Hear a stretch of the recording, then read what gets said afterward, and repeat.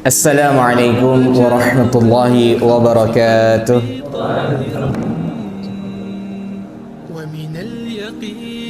Innal hamdalillah nahmaduhu wa nasta'inuhu wa nastaghfiruh wa na'udzu billahi min shururi anfusina wa min sayyiati a'malina. May yahdihillahu fala mudilla lahu wa may yudlilhu fala hadiya lahu. Asyhadu an la ilaha illallah wa asyhadu anna Muhammadan abduhu wa rasuluh la nabiyya wa la rasula ba'dah. Qala Allah ta'ala fi kitabihil karim, a'udzu billahi minasy syaithanir rajim. Ya ayyuhalladzina amanu taqullaha haqqa tuqatih wa la tamutunna illa wa antum muslimun. Wa qala fi ayatin ukhra, يا أيها الناس اتقوا ربكم الذي خلقكم من نفس واحدة وخلق منها زوجها وبث منهما رجالا كثيرا ونساء واتقوا الله الذي تساءلون به والأرحام إن الله كان عليكم رقيبا.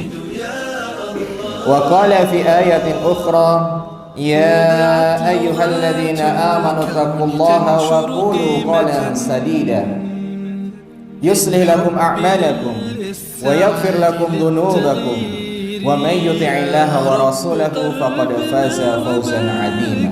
أما بعد فإن أصدق الحديث كتاب الله وخير الهدي هدي محمد صلى الله عليه وسلم وشر الأمور محدثاتها وكل محدثات بدعة وكل بدعة ضلالة وكل ضلالة في النار.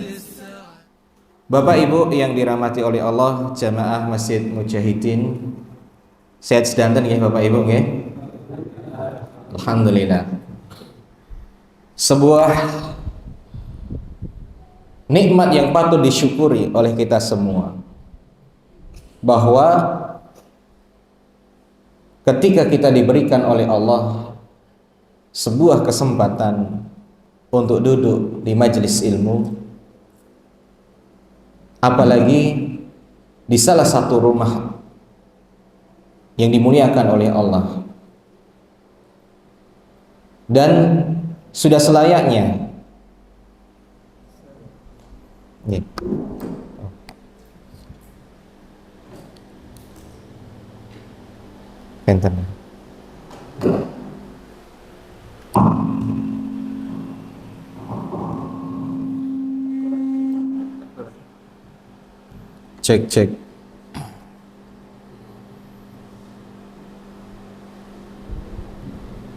cek 1 2 3.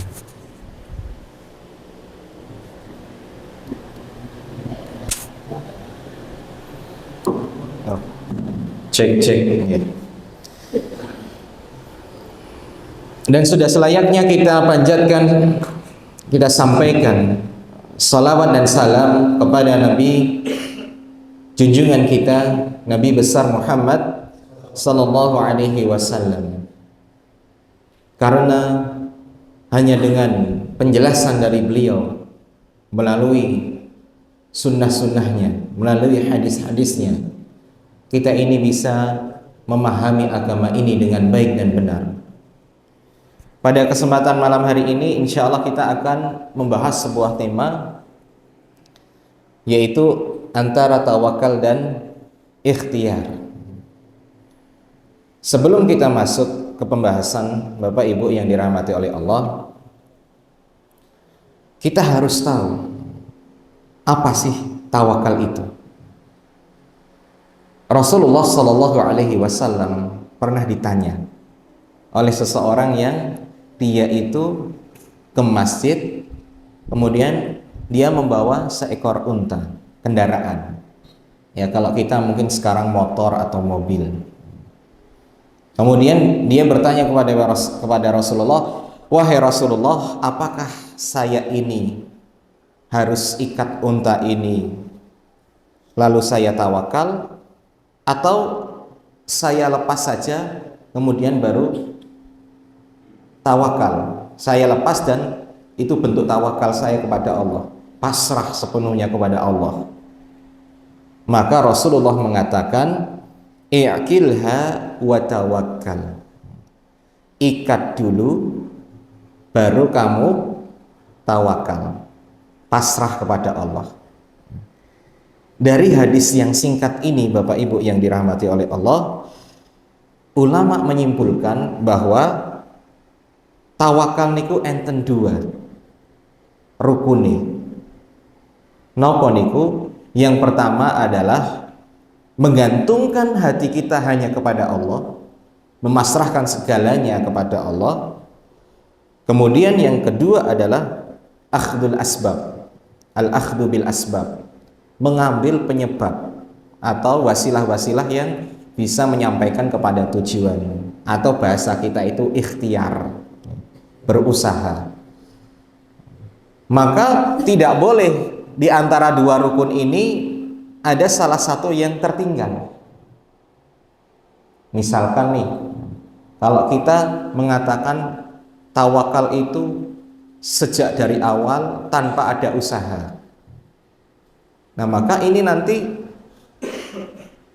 ada orang-orang yang sehari semalam dia duduk di masjid, kemudian berzikir, berdoa terus, ibadah terus, kemudian ketika ditanya kenapa kok nggak kerja, saya tawakal kepada Allah, akhirnya dia minta-minta. Ini nggak boleh, karena dia sudah menafikan rukun yang satunya, yaitu ikhtiar. Atau sebaliknya, kalau terlalu ikhtiar sehingga lupa menggantungkan sesuatu kepada Allah, sehingga ketika dia itu mendapatkan sesuatu, dia merasa ini karena semua usaha saya. Ini seperti perkataannya Qarun, innama utituhu ala ilmin indi. Semua ini saya dapatkan karena ilmu yang saya miliki. Saya itu juara satu karena saya rajin belajar. Dia lupa bahwa itu semua atas pertolongan Allah. Saya sukses bisnisnya karena saya tekun, karena saya pinter manajemen. Nah itu dia sudah melupakan rukun tawakal, yaitu menggantungkan semuanya kepada Allah. Sehingga jangan heran kalau nanti dalam pembahasan akidah ada yang pemahaman menyimpang yang bernama Qadariyah, ada yang menyimpang namanya Jabariyah. Nek Qadariyah itu dari kata qadar, kudrah ya, kemampuan. Orang yang senantiasa menyandarkan apapun kepada kemampuannya. Ya, saya nasib saya itu bagus karena saya ini hebat. Kayak Fir'aun itu, ana uhyi wa umid, saya itu bisa mematikan dan saya bisa menghidupkan. Nah, orang-orang yang menyandarkan semuanya atas dirinya sendiri. Nasib saya tentukan oleh diri saya sendiri. Nah, ini orang yang sudah terpapar pemahaman Qadariyah. Atau ada antitesisnya, kebalikannya 180 derajat, namanya Jabariyah. Jabariyah ini dari kata jabar, terpaksa, atau dia tidak punya kuasa. Hidup ini bagaikan air yang mengalir, wis mlaku wae. Semuanya atas takdir Allah. Apa-apa sithik-sithik takdir, sithik-sithik takdir. Padahal aslinya dia yang malas. Nah, ini orang yang sudah terpapar Jabari. Nah, orang-orang Ahlus Sunnah itu harus seimbang. Kita bisa mengubah nasib kita dengan usaha kita, tapi itu semua atas izin Allah. Dan semuanya sudah tertulis di Lauhul Mahfuz, apapun yang terjadi. Dan ketika kita sudah berusaha maksimal, apapun hasilnya, itu semua adalah atas izin Allah. Meh gagal, meh berhasil, itu semua adalah atas izin Allah. Maka tawakal dan ikhtiar itu adalah sesuatu yang seperti dua mata uang, Bapak Ibu, nggak bisa dipisah. Kita kudu usaha dengan sebaik mungkin kemampuan kita, tapi jangan lupa di tengah usaha kita harus banyak-banyak berdoa. untuk mengimbangi bahwa kita semua ini tidak punya apa-apa, la haula wala quwata illa billah, tidak punya daya dan upaya, melainkan apa yang Allah berikan kepada kita. Bahkan mohon maaf Bapak Ibu, Umar bin Abdul Aziz itu pernah menuliskan sebuah surat bahwa ketika seorang hamba itu mendapatkan sebuah nikmat, kemudian dia itu bersyukur, maka rasa syukurnya itu jauh lebih utama daripada nikmat yang dia syukuri. Dan untuk bersyukur itu butuh pertolongan Allah Bapak Ibu. Orang bisa bersyukur itu karena ditolong oleh Allah. Kok bisa? Iya. Jenengan kalau perhatikan, salah satu doa yang disunnahkan setiap ba'da shalah niku adalah Allahumma a'inni ala dzikrika wa syukrika wa husni ibadatik. Kita ini dalam kehidupan itu tidak bisa lepas dari Allah, khususnya pertolongan Allah. Makanya kita harus banyak-banyak doa ini. Ya Allah, tolonglah aku dalam mengingatmu, dzikrika. Karena mengingat Allah itu butuh pertolongan Allah Bapak Ibu. Kita ini nek pas ngaji niku yo kelingan akhirat. Nek wis balik ning omah, kumpul bojo, anak, wis lali. Apa neh nyekel HP, wis lali kabeh. Sudah lupa semuanya. Itu sebenarnya juga dialami para sahabat dulu. Itu wajar, makanya banyak-banyak doa. Ya Allah, tolonglah saya agar tetap bisa berzikir kepadamu, ingat kepadamu. Jenengan itu nek kerja ingat sama Allah, nggak akan berani mengurangi timbangan, nggak akan berani berlaku curang, nggak akan berani berlaku gish, menutupi aib barang dagangannya, itu nggak berani. Karena senantiasa ingat kepada Allah. Wa syukrika, bahkan dalam bersyukur pun kita butuh pertolongan Allah. Nggak semua orang itu bisa bersyukur Bapak Ibu. Dan syukur itu nggak cuma alhamdulillah. Makna syukur yang sebenarnya itu mendayagunakan seluruh karunia Allah untuk takarrub ilallah, untuk mendekatkan diri kepadanya. Betapa banyak orang yang 60 tahun sudah sukses dunianya tapi nggak pernah menyambangi masjid. Itu banyak Bapak Ibu. Padahal termasuk datang ke masjid itu ungkapan rasa syukur kita kepada Allah, menggunakan kaki kita yang sehat untuk mendatangi masjid. Syukuran jazakallah. Kemudian kita diberikan kelebihan, kemudian sedekah, itu sebagai rasa syukur. Bahkan Rasulullah SAW ketika ditanya sama Ibunda Aisyah, ya Rasulullah, jenengan itu dosanya itu sudah diampuni, baik yang sudah berlalu maupun yang akan datang. Neng kok ijek sholat ngantek sikile bengkak-bengkak. Rasulullah cuma mengatakan, afala an akuna abdan syakur. Apa saya nggak boleh jadi seorang hamba yang bersyukur? Itu tandanya tahajudnya Rasulullah, sholatnya Rasulullah itu sebagai bentuk rasa syukur. Nih kita kan kakinya meletek-meletek amar ke suweneng sawah. Ada Pak daerah, saya kemarin habis ngirim dai itu di daerah, saya dikasih tahu, Mas mengkeh teng mriki ada nenek asar jam sekawan nggih. Lah kenapa Pak? Ya, ngenteni do kundur saking sawah. Demi sawah Pak, sholat diundurkan. Semoga di sini enggak nggih. Alhamdulillah. Saya pernah Pak di lereng Merapi niku.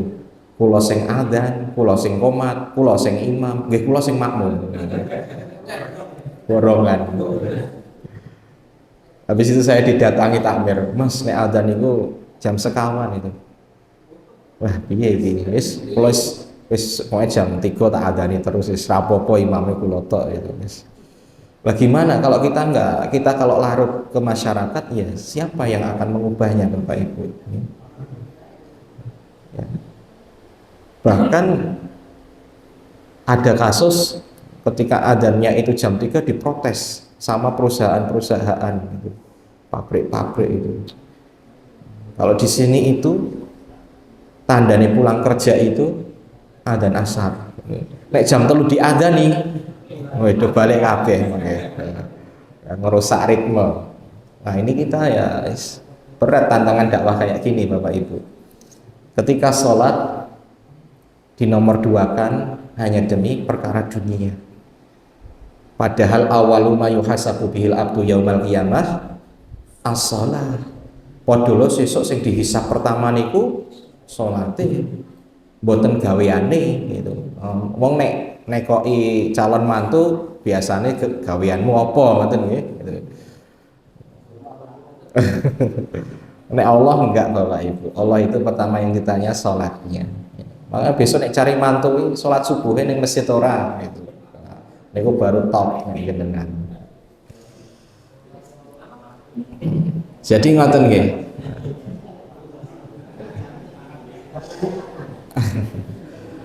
Nah, kemudian selanjutnya kita harus memahami di dalam Al-Quran itu banyak ayat-ayat yang menunjukkan mengenai pentingnya tawakal Bapak Ibu. Di sini saya akan sedikit mencatat beberapa ayat saja. Wow, aslinya akeh gitu. Yang pertama, at-tawakkal 'alallahi min ma'ali maratibil iman haitsu qala wa 'alallahi falyatawakkalul mu'minun. Ali Imran ayat 122. Tawakal kepada Allah itu adalah termasuk tingkatan tertinggi keimanan seseorang. Dalilnya adalah wa 'alallahi falyatawakkalul mu'minun. Ini sebenarnya ayat yang senada ini banyak sekali, dan hanya kepada Allah lah orang-orang mukmin itu memasrahkan dirinya, bertawakal. Jadi kalau kita bisa pasrah kepada Allah itu tingkatan tertinggi. Makanya itu Rasulullah pernah mengatakan innamas sabru fi darbatin ula. Au kama qala. Jadi sebenarnya kesabaran seseorang itu diukur dari pukulan yang pertama.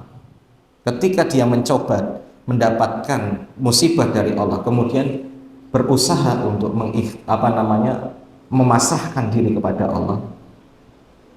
Nek dari awal itu bisa, maka itulah yang disebut dengan sabar.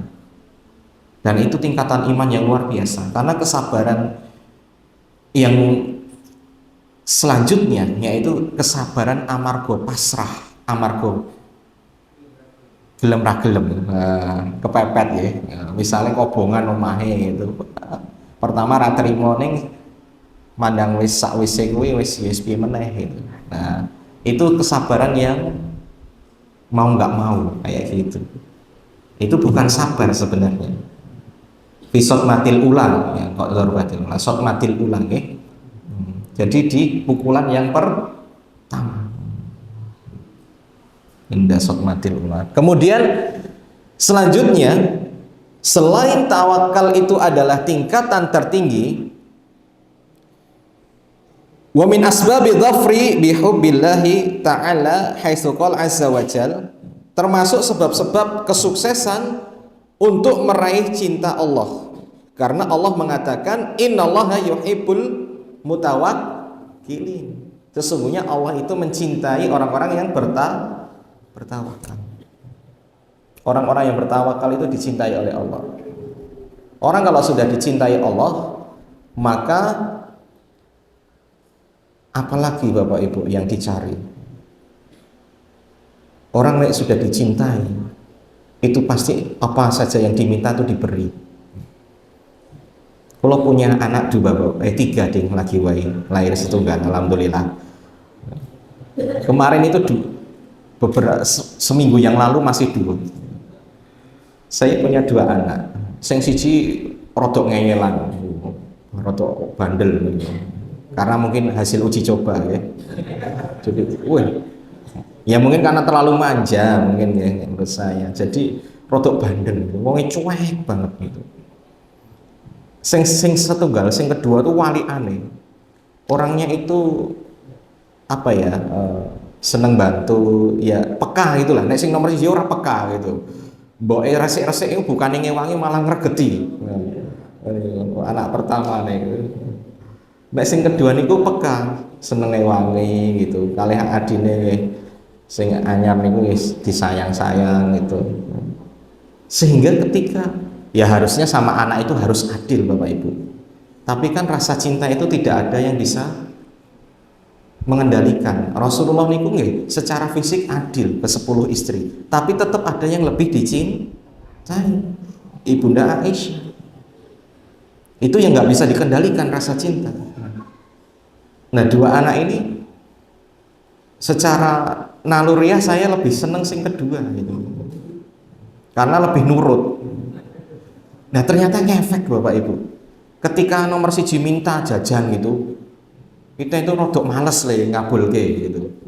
Alasannya aneh-aneh wae itu. Engko gigine kropos lah nek mintane permen gitu.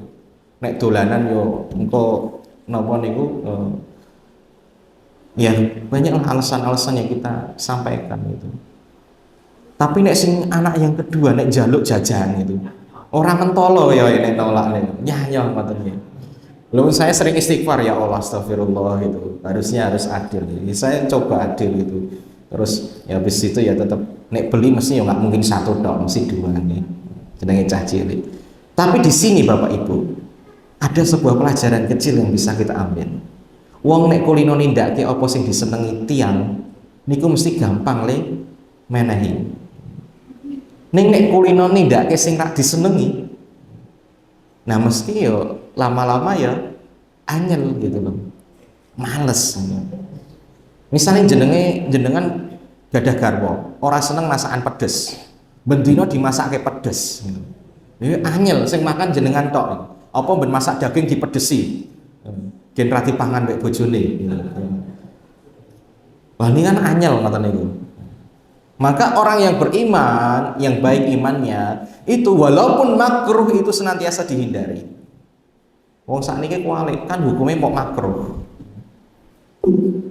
Kalau kita tiap hari melakukan, tiap jam melakukan apa yang dipandang, dibenci oleh Allah, kita nggak menyamakan Allah dengan makhluk, tidak Bapak Ibu.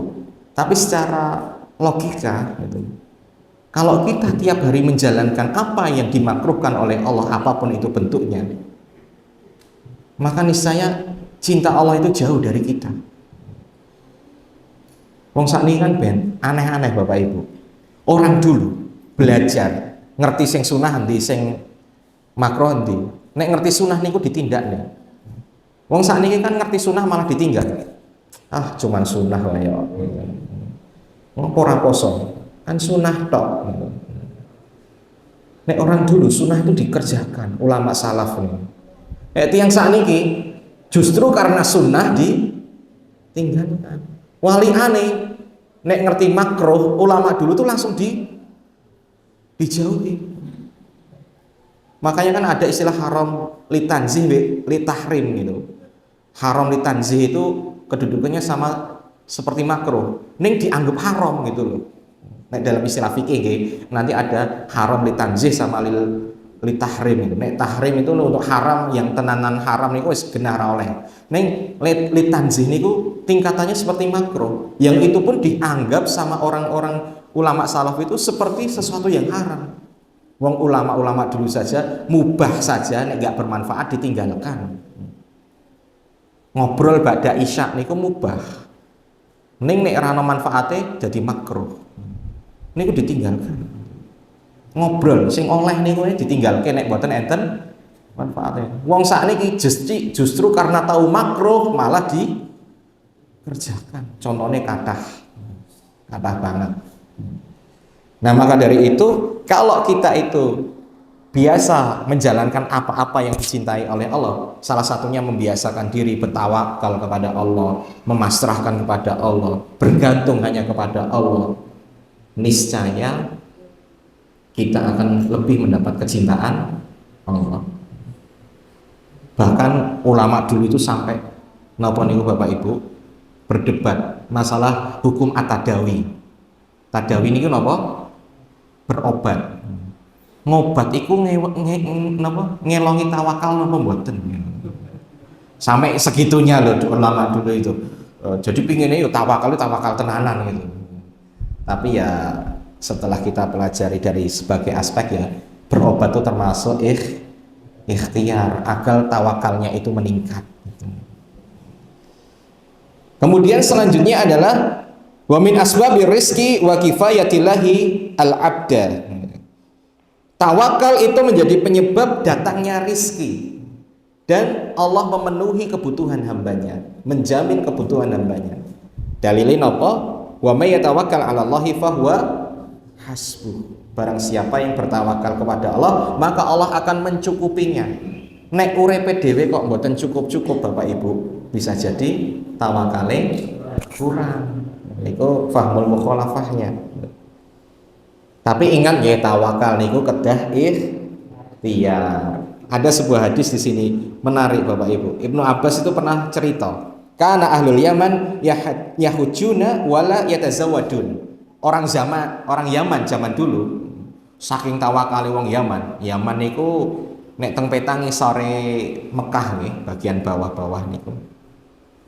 Zaman niku kan napa niku kontur negaranya itu ekstrim Bapak Ibu. Watu mbek nganu tok ning isine, batu-batu, dan orang-orangnya terkenal tawakal, zuhud lah.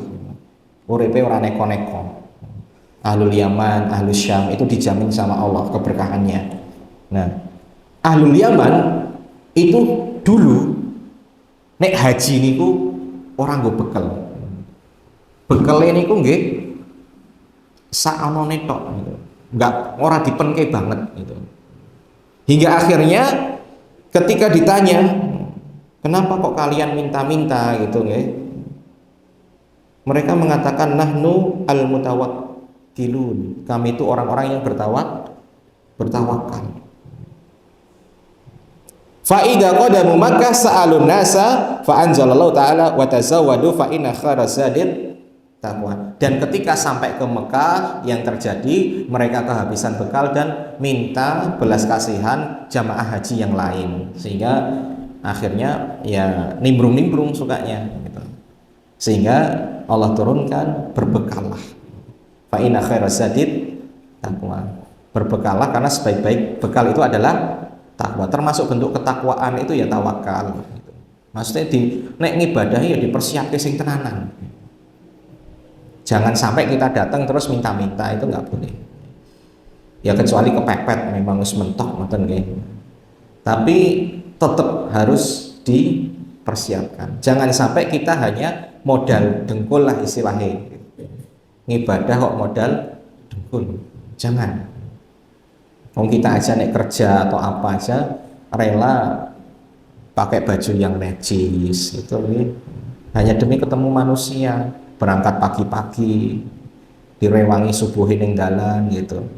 Itu hanya demi mengejar dunia. Maka untuk mengejar pahala akhirat harus maksimal. Termasuk ke masjid gitu. Nek salat nggih sarung ya aja sing sarung dienggo turu, ning dienggo salat niku Bapak Ibu. Karena perintahnya itu khudzu zinatakum. Saya pernah Bapak Ibu, dosen seseh dari Mesir niku nek ngajar niku mboten ngagem gamis-gamis mboten. Ngageme napa? Klambi godasi. Wah najis parlente. Jas. Kemudian banyak yang ngejek itu. Wah tasyabuh. Klambine wong kafir kok jinggu. Tapi ini biasanya ngejeknya nggak di hadapannya gitu, rawani gitu. Ngadep nek ning ngarepe ya didalili malahan nanti gitu. Tapi ketika ditanya, kok kenapa sih gitu? Lebih senang pakai jas, pakai dasi. Jawabannya simpel Bapak Ibu. Ya karena ini baju terbaik yang saya miliki, itu dong. Saya ini nek ada presiden koyo ngene. Nah nek madhep Gusti Allah ya kudune luwih kaya nganu, luwih lebih dari itu. Ya kita itu kadang ngece-ngece gitu. Nek sholat ya nggo sarung sing dienggo turu, sing mambu iler gitu. Baju nggak disetrika, ora sembodo gitu. Enggak sembodo. Ya, nek memang ini apa namanya? Ada nek memang pakai jubah ya pakai jubah yang khusus Bapak Ibu. Dalam artian khusus niku sing resik, sing wangi gitu. Ya, karena zina itu ya perhiasan. Klambi sing dianggap jos ngoten niku.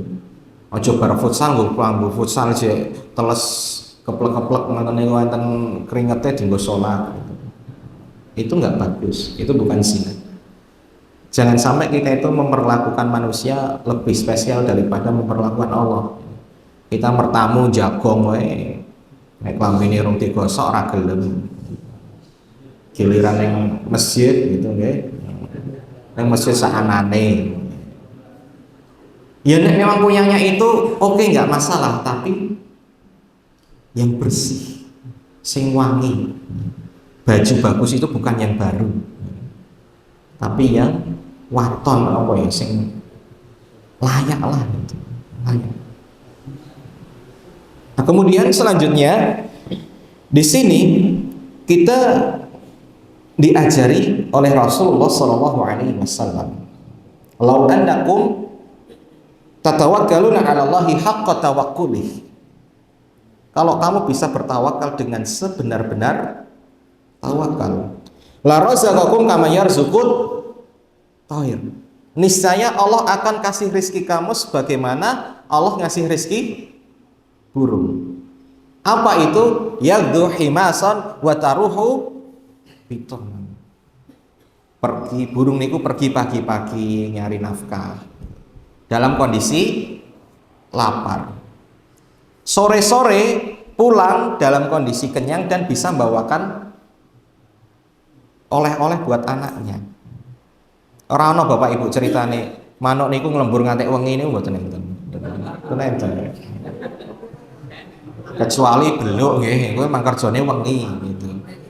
Menungsone kan ngalahke manuk gitu.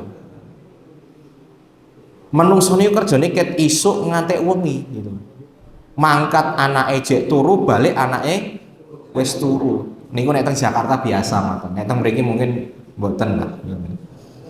Napa nggih sami? Mboten insyaallah. Nek kok ora cukup-cukup napa? Cek kurang wae. Nah, itu berarti kuncinya bukan hakot tawakuli. Tawakalnya belum maksimal Bapak Ibu. Saya itu sampai apa namanya ya? Heran. Orang-orang yang lebih mementingkan pekerjaannya daripada menjalankan syariat Allah. Banyak orang yang misal mohon maaf, niki kan meh Valentine nggih. Tanggal berapa nih? Tanggal 4 10 dino nek. Niki coklat cek diskon-diskonan nih. Jenengan tumbas Silver Queen ini beli 2 dapat beli 1 dapat 2. Nek jenengan beli coklat bukan dalam rangka untuk Valentine nggak masalah gitu. Emang seneng coklat ya monggo. Neng sing nggak boleh niku jenengan beli coklat engko dihadiahke pas Valentine itu nggak boleh. Apa saya nggak merayakan. Neng nek entuk coklatnya seneng gitu. Ya padha wae. Ya ditampa ning dinasehati gitu loh. Jangan sampai ini nggak boleh Valentine. Nek ditilik sejarahnya lebih ngeri lagi sejarah Valentine itu. Tapi intinya gini Bapak Ibu. Biasanya nek enten perayaan-perayaan ngoten teng mal-mal napa-napa ngoten nggih. Merry Christmas, Natal, Tahun Baru. Itu kan biasanya disuruh pakai aksesoris-aksesoris khusus. Misalnya pas Natal nggih Santa Claus atau apa gitu. Nah ini nggak boleh kita bekerja mengorbankan akidah kita. Mending nek emang ya jenengan bilang lah kalau di Islam tuh nggak boleh. Bahkan MUI itu sudah memberikan fatwa bahwa tidak boleh memaksa pekerja muslim untuk memakai aksesoris-aksesoris yang menjadi ciri khas orang-orang kafir. Nggak boleh. Nah, jenengan jangan sampai hanya karena takut dipecat kemudian luweh melu bossing. Banyak orang yang lebih takut dengan pekerjaan daripada takut dengan Allah. Dan mohon maaf nih, saya tidak mencela orang-orang yang kerja sebagai karyawan atau apa enggak, atau PNS enggak. Tapi biasa nih, wong sing wis kulino nampa gaji bulanan, niku tawakale rada kurang. Keweden nek ora nampa pas tanggale gitu. Wedi nek dipecat lah, napa lah ngoten. Seolah-olah rizki itu hanya dari satu sumber itu saja. Rasulullah dan para sahabat niku semuanya dagang Bapak Ibu. Bakuli meh tutup kapan wae ya iso. Nek dadi bos, nek karyawan ya ora iso. Makanya jenengan dadi bos aja jadi karyawan. Itu karyawane sinten? Ya jenengan, Pak. Di karyawani dhewe, di bos dhewe. Ya nek jenengan bos kan saged ngatur aturane gitu. Oh nek azan tutup, nggih ngoten mawon. Nek jadi karyawan tuh nggak punya wewenang. Mosok karyawan ngatur bos. Jadi pecat langsung. Tapi di sini kita ini belajar kayak burung. Burung itu senantiasa optimis. Sing penting metu ae, metu saka sarang golek mencelok rono, mencelok rene gitu. Insya Allah kasih. Sing penting obah iso mamah. Maka sebenarnya Islam itu nggak ngajarkan pengangguran Bapak Ibu. Imam Syafi'i ini kan pernah ngendikan banyu kuwi nek mandek mesti rusak. Nek mengalir mengke jernih. Termasuk manusia, nek mangrove orang ngopo-ngopo mesti rusak nih. Makanya jangan sampai nganggur. Terus opo wae lah sing iso digawe diupayake. Insya Allah nanti ketemu jalannya Bapak Ibu. Orang-orang hebat. Niki penelitian ya, bos-bos sing sakniki orang-orang terkaya niku biasanya malah bukan orang yang pinter-pinter Bapak Ibu. Jadi wong sing ora ditampa ning ngendi-endi gitu. Akhirnya gelem rak gelem gawe usaha dhewe. Akhirnya sukses karena telaten. Dan izin Allah tentunya ya. Kemudian akhirnya dia yang bodoh ini jadi bos, ngerekrute koncone sing dhisik pinter-pinter dadi anak buahe. Ya asline sing pinter sapa nih iki jare?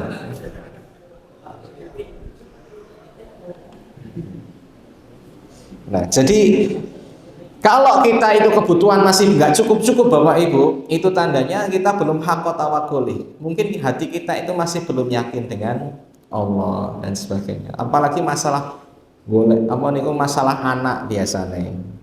Kita itu ya mohon maaf, pemerintah itu kan menggembor-gemborkan program KB ini. Sampai saya itu beberapa kali melewati gang itu ada istilahnya kampung KB nopo-nopo niku. Nggih enten nggih, sing 2 anak cukup gitu nggih. 2 anak cukup. Itu ternyata secara nggak langsung kadang-kadang gitu, niku mempengaruhi psikologi orang-orang bahwa anak itu kayak beban. Ketika dia punya anak nambah beban. Nyekolah lah, terus makanilah gitu, nguliahke lah gitu. Mohon maaf Bapak Ibu, setiap anak yang lahir di dunia niku mboten ngelongi rezekine jenengan. Dia lahir dengan rezekinya masing-masing. Jenengan niku menungso niku mboten jenengan, menungso. Kadang niku ngatur Gusti Allah nggih. Kadang niku. Jadi seolah-olah nek anak niku beban terus ngelongi rezekine, tidak. Setiap anak yang lahir itu sudah ditentukan rezekine gitu loh. Semua orang tahu gitu. Ketika usia 4 bulan itu kan sudah ditentukan ajalnya, rezekinya, surganya, nerakanya gitu. Itu semuanya sudah ditentukan. Mboten ngelongi rezekine jenengan gitu loh. Walaupun nanti rezekinya dia itu mungkin dititipkan ke jenengan. Saya itu masya Allah, saya ya ini napa niku pengalaman pribadi nggih Bapak Ibu. Tak banding-banding gitu. Penghasilan semakin bertambah anak kok penghasilannya nggih semakin nambah kok. Yo itu nggak tahu saya nih, itu kuasanya Gusti Allah nih. Cuman gini, kita itu kan harus senantiasa husnudzon kepada Allah, dan rumusnya niku setunggal. La in syakartum la azidannakum. Nek disyukuri nih saya nambah. Nek kelong berarti kurang syukur. Wis ngoten-ngoten mawon. Nek memahami Al-Qur'an ini gampil-gampil mawon. Nek hakka tawakkuli dicukupi, nek durung cukup berarti belum hakka tawakkuli. Itu kan namanya fahmul mukhalafah. Sebenarnya Al-Qur'an itu penak Bapak Ibu nek dipahami. Dan kita nggak perlu sibuk nyari faktor-faktor lain yang bikin kita itu nggak sukses itu. Jadi kita muhasabah diri sehingga apa? Nanti kalau kita sudah tahu kekurangan kita apa, ikhtiarnya akan ditingkatkan. Wong nek sibuk nopo nyalahke sekelilingi, niku biasanya ikhtiarnya niku ya mandek. Dalam artian ya usahanya itu saja. Ada kita punya santri-santri penghafal Al-Qur'an Bapak Ibu. Ada sing tipikal niku senengane nyalahke wae. Nek ketika ditanya kenapa hafalannya nggak nambah-nambah, wes boleh alasan gitu.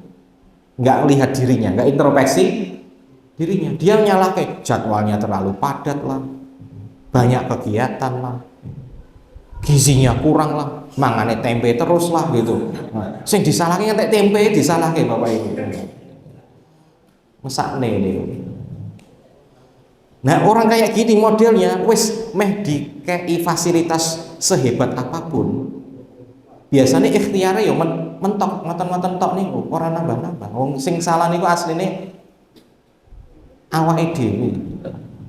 Tapi kalau dia itu mungkin manajemen waktunya masih keliru Ustadz gitu, masih sering mainnya gitu. Nah nanti dia akan introspeksi, kemudian mainnya dikurangi, ngobrolnya dikurangi, kemudian waktunya di manajemen lebih baik, sehingga ikhtiarnya semakin meningkat.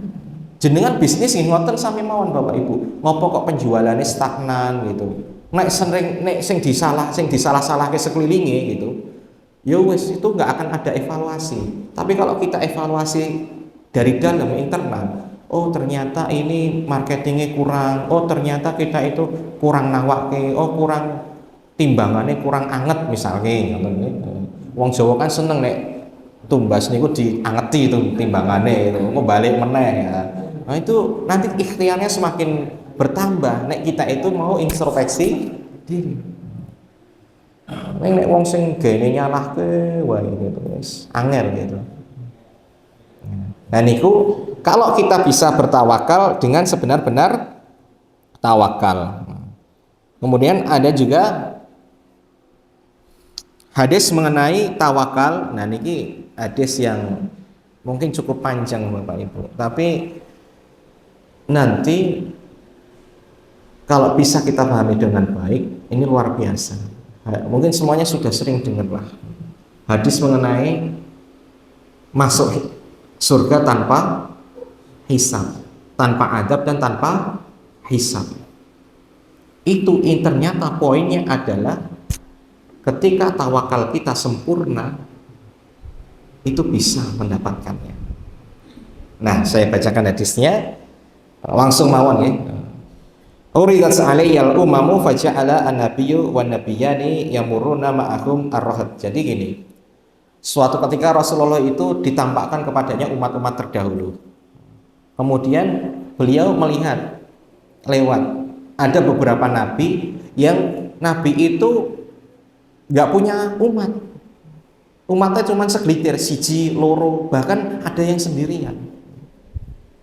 Jenengan yang baca surat Yasin itu kan satu desa niku dikei nabi 3. Ning ya ora ana sing beriman. Sing beriman kok siji tok. Kowe diidak-idak akhirnya meninggal.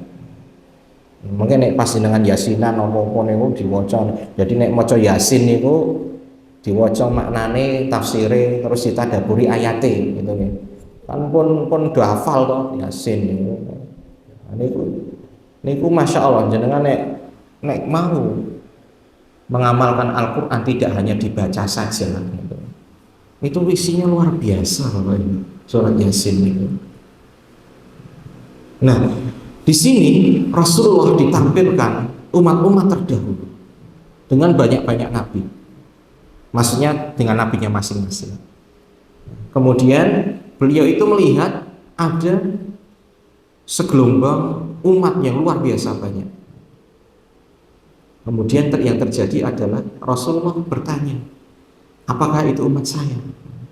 Nah, ternyata dijelaskan, dikatakan itu adalah Musa dan pengikutnya. Baru setelah itu Rasul ditunjukkan di ujung yang lain. Ternyata umatnya Rasulullah itu yang paling banyak, luar biasa. Kemudian dikatakan bahwa di antara mereka, jadi hadhihi ummatuka wa yadkhulul jannah min haula'i sab'una alfan bighairi hisab. Itu umatmu wahai Muhammad, dan di antara umatmu yang banyak itu ada 70.000 orang yang nanti masuk surga tanpa hisab dan tanpa amal. Kemudian Rasulullah setelah itu berhenti dan masuk ke kamar. Para sahabat kasak kusuk. Oh, ini siapa yang bakal masuk? Apa ciri-ciri orang yang masuk surga tanpa hisab, tanpa adab? Kemudian ketika Rasulullah keluar, Rasulullah tanya, kalian kasak kusuk itu kenapa? Oh, ternyata para sahabat menjelaskan, Rasulullah, siapa sih 70 orang itu, 70.000 itu? Apakah orang yang dari lahirnya itu sudah Islam, ataukah orang yang memang tidak pernah menyembah berhala, atau apa gitu. Maka Rasulullah mengatakan bahwa humul ladina la yastarkun. Ciri pertama, mereka orang yang tidak pernah minta ru'yah. Dan Rasulullah pernah diru'yah sama Jibril. Nah, itu Rasulullah nggak minta. Rasulullah tidak minta. Ketika Rasulullah disihir, Rasulullah tidak pernah minta diru'yah. Tapi Allah Rasulullah bersabar hingga Allah kirimkan pertolongan 2 malaikat yang meru'yah beliau dengan al-mu'awwidhatain. Dan kemudian ditunjukkan di mana buhulnya. Jadi santet ini memang enten Bapak Ibu. Nah, layastar pun tidak minta ru'yah. Itu maksudnya bukan berarti kita nggak boleh ruqyah, tidak. Ruqyah di sini maksudnya adalah ada ulama yang mengatakan ruqyah yang syirkiyah. Tidak minta ruqyah syirkiyah. Apa sih ruqyah syirkiyah? Ruqyah syirkiyah itu semua jambi-jambi Bapak Ibu. Ruqyah ini kan artinya rukun itu jambi-jambi. Entah itu yang mengatakan orang kafir atau orang Islam sendiri. Karena sekarang banyak beredar kiai-kiai putih gitu istilahnya. Aslinya dukun nih, beneran. Dulu saya pernah kerja Bapak Ibu dulu. Saya pernah kerja di sebuah PT atau CV milik orang Cina. Wong Cina ini wong kafir. Ning dia itu ngundang dukun putih gitu loh. Pak Kiai gitu teko. Saat itu saya masih muda, belum mudeng agama. Mudeng ini apa ya kok ana Pak Kiai teko gitu. Terus ternyata kita disuruh duduk pojok-pojokan ruko nih. Terus dia ngeluarkan apa ya kayak bulet-bulet di bungkus kain mori gitu. Kemudian dipendem-pendem gitu. Iki wong kafir ning percaya ajaran napa niku? Dukun napa niku? Bose kula niku wong Nasrani. Ning luwih percaya mbek kiai gitu. Ning kiai sing ra bener juga gitu. Ini namanya ruqyah syirkiyah Bapak Ibu. Karena ruqyahnya itu menyalahgunakan ayat-ayat Al-Quran. Ayat dibungkus, dipajang, apa dipakai jimat itu nggak boleh. Raja-raja itu nggak boleh. Walaupun Al-Quran gitu. Tapi biasanya sih bukan Al-Quran, potongan-potongan ayat nggak jelas gitu. Ini ditanam. Kemudian kita dikumpulkan kayak di nopo, di benteng-benteng nopo nih. Saya nggak mudeng dia pakai. Rumang sana ya orang bedane. Nah ini yang nggak boleh. Kalau ruqyah syariah ada beberapa ulama yang membolehkan. Dalam artian membolehkan kita minta di ruqyah syariah. Tapi untuk berhati-hati mending boten usah. Karena ruqyah itu bisa dilakukan secara mandiri. Nah ini maksudnya. Nek jenengan ngeruqyah bayine misal tiap sore didoakan kemudian diusap, silakan. Bayine kan ya ora njaluk. Mboten apa-apa. Kita juga nek bisa ruqyah mandiri. Sak bisa-bisanya. Ayat paling mudah untuk ruqyah kan Al-Fatihah. Disebul, diusap-usap, kemudian ditempelkan ke yang sakit atau didoakan di air kemudian diminum, bisa. Yang penting mandiri. La yastarkun, tidak minta untuk diruqyah. Kemudian yang kedua adalah wala yatatayyarun, tidak percaya dengan tatoyur. Tatoyur itu ya meyakini hal-hal positif dan negatif itu datang dari makhluk, itu nggak boleh. Nek orang dulu kan nek meh safar niku ajeng bisnis niku nguncalke manuk sik. Kemudian nek ke kanan, oh hari ini hari bagus, jalan. Nek ke kiri, oh hari ini hari nas, gitu. Jangan. Nek saat ini modelnya aneh-aneh Bapak Ibu, benten-benten. Meh nikah ngitung sik gitu. Oh iki hari ape, iki hari nas. Itu nggak boleh Bapak Ibu, nggak boleh. Itu termasuk syirik. Meyakini sial itu datang dari tanggal, dari geblake Bapak Ibu, gitu nggih. Itu nggak boleh. Ngetos geblak mboten. Geblak ini kan meninggalnya. Saya jadi korban ini Bapak Ibu. Saya itu dulu nentukan tanggal nikah sampai ruwet nih goro-goro niki. Saya diajak sama teman-teman saya itu sak ngaji, sak madrasah. Kowe kok nikah dino Kemis, mesti milih dino ini. Ya gimana, orang tua saya masih kayak gitu. Nah, saya daripada nggak nikah gara-gara mau masalah tanggal itu, saya nggak. Yang penting saya nggak meyakini gitu. Itu mempersusah Bapak Ibu. Jadi nanti ya nek ben kabeh geblake pripun jalan itu. Bapaknya ono mbah-mbahe nek sekawan, terus engko wong tuane dereng wong tuane.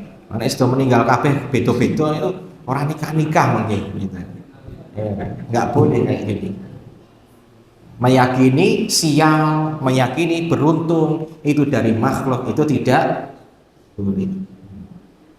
Kemudian selanjutnya yang ketiga adalah walayak tawun, berobat dengan kai, dengan metode api, itu juga nggak boleh. Itu akhir dawa al kai. Walaupun ulama niku mengatakan bahwa hukum kai itu makruh, nggak sampai haram, karena para sahabat nek perang niku banyak menggunakan metode kai. Nek perang niku tangane tugel, sikile tugel niku pendarahannya nggak bisa dihentikan dengan cepat kecuali dengan kai, bakar pedang kemudian ditempel ke mungkin jaringannya ndang mandek. Tapi itu jalan terakhir Bapak Ibu. Rasulullah tidak menyukai pengobatan dengan itu. Nah, nek bisa kita juga jangan seperti itu. Jangan nek jenengan terapi, hindari yang pakai media api nek saged. Hindari sing media api. Tujuannya apa? Agar masuk ke golongan ini, wa ala rabbihim yatawakkalun. Orang yang bisa mengerjakan tiga tadi itu orang yang tawakalnya sempurna, sehingga dia punya peluang masuk surga tanpa hisab, tanpa azab. Jadi sing tawakalnya sempurna itu sing tauhidnya sempurna, karena dia hanya menggantungkan seluruhnya kepada Allah saja. Wis ora percaya barang-barang nih. Wong nek percaya sembarang-barang niku mengke tauhidnya tercederai. Jangan takut dengan keyakinan-keyakinan yang tidak berdasar, yang itu menyebar di masyarakat. Nek buatan enten pijakane nggih ora usah diganggu. Bahkan sebisa mungkin dihilangkan keyakinan-keyakinan seperti itu. Oke lah, kita memaklumi orang tua kita karena dulu mungkin pendidikannya masih terbatas. Ya, tugas kita sebagai anak untuk mendidik. Jangan malah di apa istilahnya ya, orang tua kita kalau masih seperti itu terus dijauhi gitu, ahlu syirki misalkan itu, jangan, nggak boleh nih. Orang tua kita itu mungkin nggak tahu masih kayak gitu karena sibuk nyari uang buat sekolah kita, Bapak Ibu. Ya tugas kita sebagai bakti itu gimana caranya orang tua kita itu paham dan meninggalkan semua hal-hal yang dilarang oleh agama. Jangan lebih dulu menghakimi terus menjauhi. Nah itu kurang bijak ya, apalagi itu saudara atau orang tua kita ya, yang mungkin terbatas sekali keilmuannya. Kita sebagai generasi muda yang sudah paham itu harus mulai mengikis sedikit demi sedikit ya. Mungkin ini saja Bapak Ibu. Ada yang ditanyakan buatan Bapak Ibu? Oke, monggo Pak. Napa? Tetak ngagem laser. Oke. Pakai laser nggih. Nggih. Kalau laser itu untuk mengkiaskan ke api itu sebenarnya berbeda nih Pak nih. Kalau kai itu biasanya untuk menghentikan pendarahan. Tapi walau a'lam, kalau laser saya kok berbeda dengan api. Berbeda. Laser itu kan fungsinya kayak pisau nih, seperti pisau. Tapi nek memang jenengan boten mungkin ini harus ditanya, ditanyakan ke ahlinya, apakah laser itu termasuk api atau tidak. Kalau termasuk api, maka lebih baik dihindari. Tapi nek bukan termasuk jenis api, nggih, dulu ada beberapa sahabat niku sing ngobati kutil niku nggih ngagem kai. Dan itu Rasulullah diem aja, berarti niku hukumnya kan cuma makruh saja. Tapi gini Bapak, kita itu kan mencoba untuk membuka peluang biar bisa masuk surga tanpa hisab dan tanpa adab. Saya sarankan mending dihindari tetak ngagem laser gitu. Karena takutnya itu nanti adalah api nih. Api itu dimakruhkan, makruh. Nggak sampai haram gitu. Karena para sahabat banyak yang berobat dengan kain. Tapi di hadis tadi itu bukan menyatakan keharamannya ya Bapak Ibu. 3 hal tadi itu bukan berarti haram, tapi menunjukkan bahwa kecuali yang tatayur niku jelas haram. Tapi nek minta ruqyah, selama ruqyahnya syariah nggak apa-apa, cuman nanti tawakalnya berkurang. Dan juga yang kai ini cuman makruh, tapi Rasulullah tidak suka gitu. Obat niku kan ada 3 menurut Rasulullah, madu, habatus sauda, sama kai itu tadi. Dan yang terakhir itu Rasulullah nggak suka. Nah, menurut saya ini harus ada penelitian dulu gitu, apakah laser itu termasuk dari api atau tidak. Karena kita kalau mengharamkan ternyata itu halal, itu juga nggak boleh juga gitu. Hukumnya besar, dosanya ya besar juga, mengharamkan yang halal. Seperti nggak ada bedanya mengharamkan yang halal sama seperti menghalalkan yang haram, itu dosanya sama. Jadi untuk hati-hati, mohon maaf saya nggak tahu apakah laser itu kayak api atau tidak. Ini harus ahlinya itu memaparkan apakah laser itu sejenis api atau tidak. Nek api ya mending dihindari, tapi nek bukan ya silahkan aja gitu. Karena sekarang laser ini dipakai untuk banyak hal. Nek api itu kan nyentok bakar nggih Pak nggih. Nah, nek laser itu kan ya bakar juga enggak sih? Bakar juga nggih. Oh ya, enggak tahu saya enggak tahu. Teman saya itu punya program menghilangkan tato itu pakai laser, Pak. Di tok di laser ngoten niku. Hilang tato nih. Tapi nggak tahu kebakar apa enggak itu. Saya juga nggak tahu. Ya mohon maaf untuk ini saya nggak bisa menjawab karena harus butuh penelitian nggih niki. Mungkin tanglet Mbah Google mawon nggih. Ini wis biasane mudeng laser semua. Ning ampun tanglet kalih tukang tetak gitu ya, mesti ngolehke gitu. Ora gitu, enggak objektif gitu. Harus dari apa ahlinya, dokter atau apa gitu nggih. Nggih ngoten. Ada lagi? Sudah nggih. Semoga bermanfaat. Seandainya ada yang benar itu hanya dari Allah, dan seandainya ada yang salah saya mohon maaf karena itu kekurangan dari saya dalam memahami agama ini. Aku qouli hadza astaghfirullah li wa lakum wa lisairil muslimina wal muslimat. Nakhtatim bihamdillah wa du'a khifaratil majalis. Alhamdulillahirabbil alamin. Subhanakallahumma bihamdika asyhadu an la ilaha illa anta astaghfiruka wa atubu ilaik. Wassalamualaikum warahmatullahi wabarakatuh.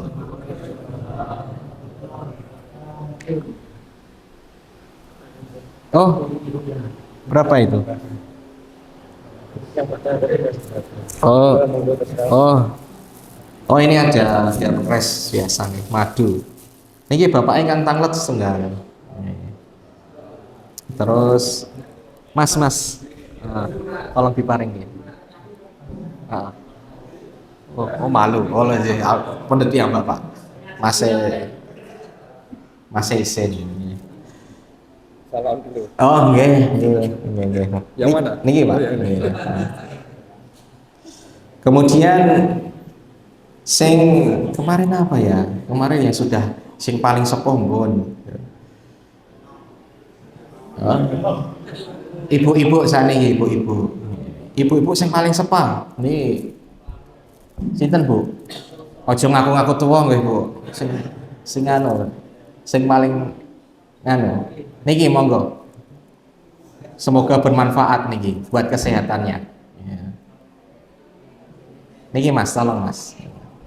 Mang paringke, sapa lah sing ketokan.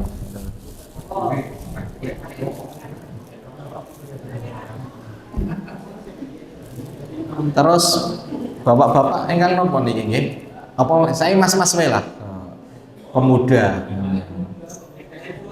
Sing paling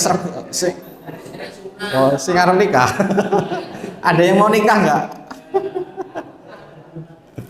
Halo, yang subuhan siapa tadi di sini? Ini Pak. Ini masih jomblo toh? Oke. Nggih.